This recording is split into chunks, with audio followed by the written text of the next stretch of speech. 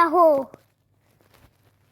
11 क्योंकि जो समाचार तुमने आरंभ से सुना वह यह है कि हम एक दूसरे से प्रेम रखें।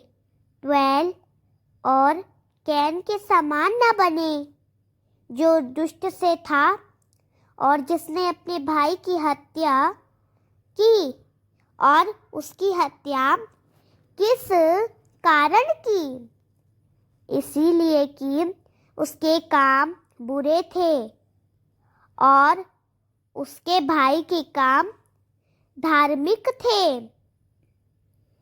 13 हे भाइयों, यदि संसार तुमसे बैर करता है तो अचंभा न करना। 14 हम जानते हैं कि हम मृत्यु से पार होकर जीवन में पहुँचे हैं, क्योंकि हम भाइयों से प्रेम रखते हैं। जो प्रेम नहीं रखता वह मृत्यु की दशा में रहता है।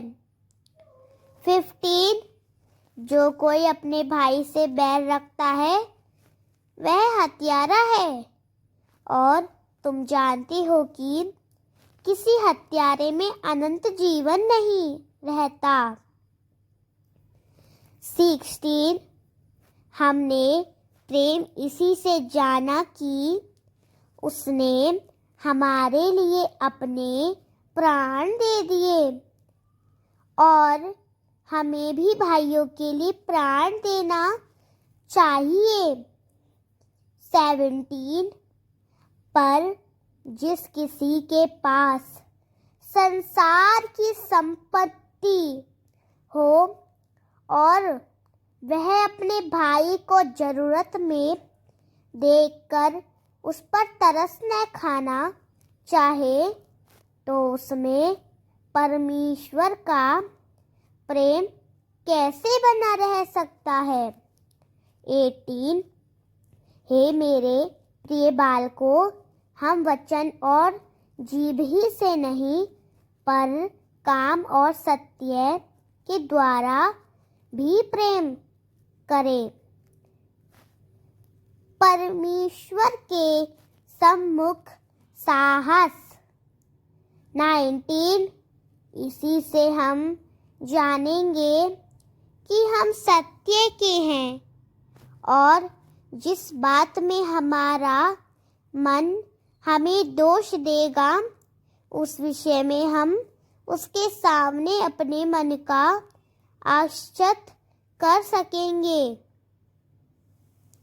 20 क्योंकि परमेश्वर हमारे मन से बड़ा है और सब कुछ जानता है। 21 हे प्रियो, यदि हमारा मन हमें दोष ना दे तो हमें परमेश्वर के सामने साहस होता है।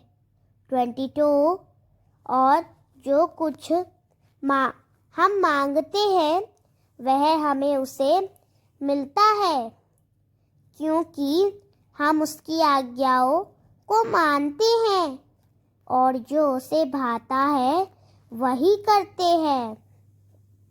23 और उसकी आज्ञा यह है कि हम उसके पुत्र यीशु मसीह के नाम पर विश्वास करें और जैसा उसने हमें आज्ञा दी है उसी के अनुसार आपस में प्रेम रखें।